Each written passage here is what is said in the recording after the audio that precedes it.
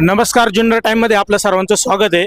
आता जिल्हा परिषद पंचायत समितीची निवडणूक लागलेली आहे आणि त्या दृष्टीनं आता सध्या जे वातावरण दिसतंय त्याच्याबद्दल तुम्ही काय सांगाल? जय शिवराय. पत्रकार साहेब, येत्या 5 फेब्रुवारीला या ठिकाणी जिल्हा परिषद आणि पंचायत समितीचं मतदान होणार आहे.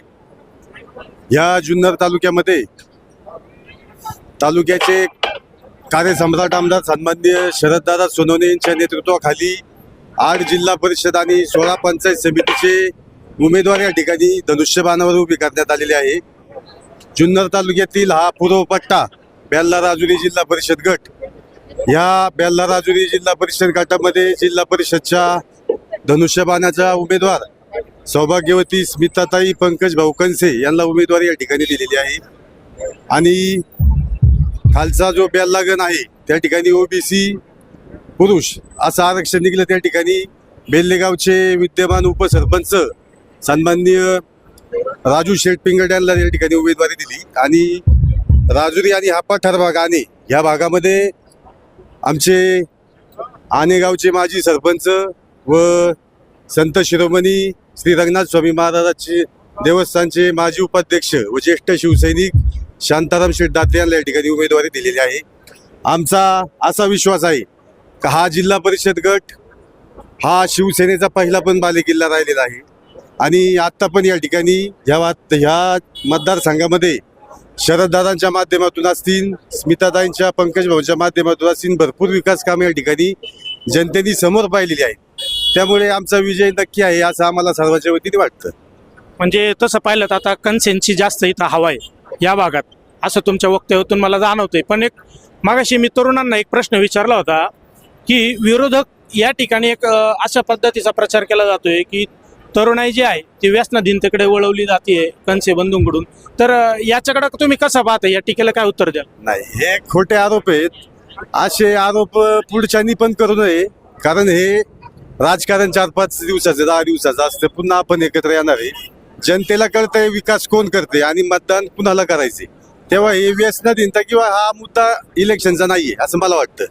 म्हणजे तरुणाई कुठंतरी पंकजदादांच्या मागे दिसतीये म्हणून हा अपप्रचार करायचा असं तुम्हाला वाटतंय का? अपप्रचाराचे हा उत्स्फूर्तपणे या ठिकाणी युवा वर्ग सर्व बाहेर निघलेला आहे जिल्हा परिषद गटातला. आमच्या बेल्ला पूर्व पट्ट्यामध्ये राजाभाऊ गुंजाळाचे सर्व समर्थक आम्ही या ठिकाणी पंकज भाऊ पाठीमागे आहोत. आत्ताच आमचा प्रवेश झाला. माऊली शेठ खंडागळे, मंगेश अण्णा काकडे सर्व सैनिक एकदम एकजीवानी कामाला लागले. मग मला आता पुढचा प्रश्न हाच विचारायचा आहे. उभाटा गटातील असणारे तुम्ही सर्वच पदाधिकारी, तालुका प्रमुख असतील, हे जे आलेले 4 उपतालुका प्रमुख असतील, यांच्या येण्यामुळं जे आधी शिवसेने शरददादा सोबत होते त्यांच्यात आणि नंतर आलेले जे उमेदवार पदाधिकारी असतील आणि शिवसैनिक असतील यांचं मनमिलन कुठं झालंय का किंवा जमत नाहीये? अहो, हे सैनिक पहिल्यापासून एकच आहे. हा सैनिक एक आहे. इथं घड्याळाच्या विरोधात आम्ही आयुष्य घातलं. या घड्याळाला कधी शिवसैनिक मतदान करणार नाही. आणि पक्षांनी काय केलं तुम्ही पाहिलं. त्यामुळं शिवसैनिकामध्ये कधीही मतभेद होणार नाही. एक शिकी काम सर्व एक दिलानी करणार. म्हणजे तुम्हाला उभाटा गटाकडून सुद्धा मतदान होईल असं वाटतंय का? नक्की 100% होणार. म्हणजे दोन्ही गट कोणाचे वादविवाद राहणार नाही? अजिबात नाही राहणार. सगळे जुने जे शिवसैनिक गेले होते उभा गटात ते परत आमच्याकडे आले. आणि एक जीवारी पहिल्यापासून आमच्या मित्राचं नातच होतं ना. आणि पुढचा प्रश्न हाच विचारायचा आहे. आपल्या विरोधात असणारे तुतारी वाजवणारा माणूस शरदचंद्रजी पवार पक्ष यांचं चिन्ह कुठंतरी त्यांनी विलीन करून या ठिकाणी तालुक्यात घड्याळ चिन्हावरती निवडणूक चालू आहे. मग तुतारी पक्षाचे जे कार्यकर्ते आहेत, पदाधिकारी आहेत, ते तुम्हाला त्याचं मतदान शिवसेनेला होईल का असं काय वाटतं का? 100% आम्हाला होणार, फायदाच होणार तो सगळ्यात जास्त. त्यामुळे काही अडचणच येणार नाही. ते लोक उलट आमचेच होते. त्यांचं जे चिन्ह होतं त्यांना जे घड्याळ घ्यायला लावलं ना त्यांना तो राग आला म्हणून त्यांनी सरळ आपला धनुष्यबाण परदेशी परत आले. बरं शिवसेनेचं आहे.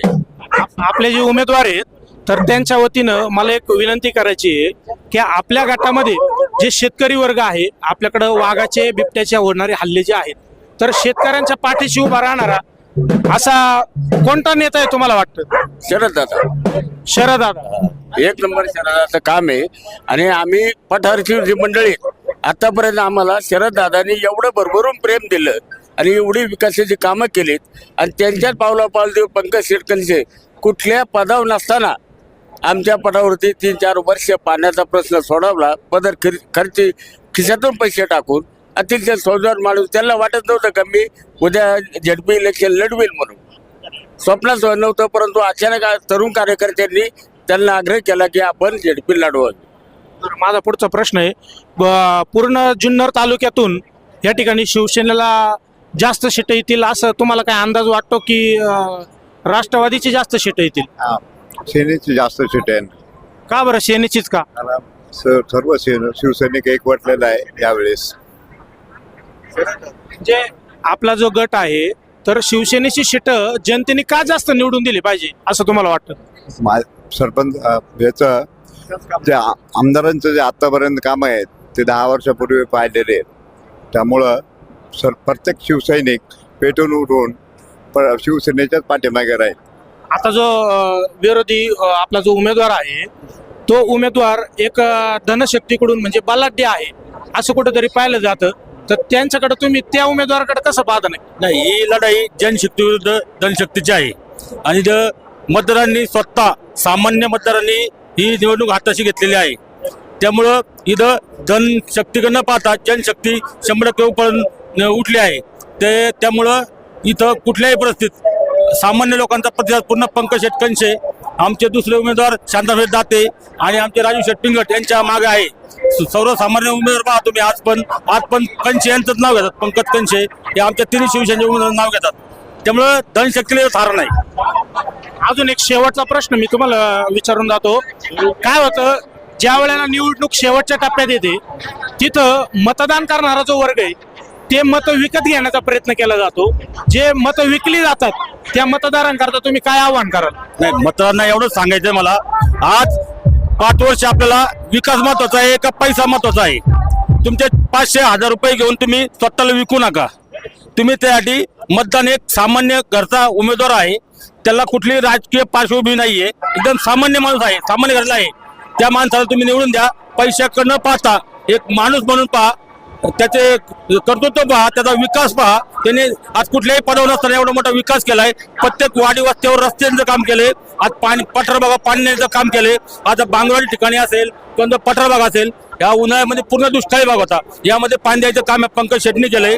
आणि कोणत्याही तरुणाला, कोणत्याही गरीबाला कोणतीही मदत लागू यात पंकज शेट्टी मागे उभं राहिलंय. त्यामुळे ही जनता धनशक्तीच्या मागण्या आता जनशक्तीच्या मागे जाईल हे आम्हाला विश्वास वाटतो. धन्यवाद. जुन्नर टाइमला आपला अमूल्य वेळ देऊन तुम्ही बातचीत केली. तुमचं मनपूर्वक धन्यवाद.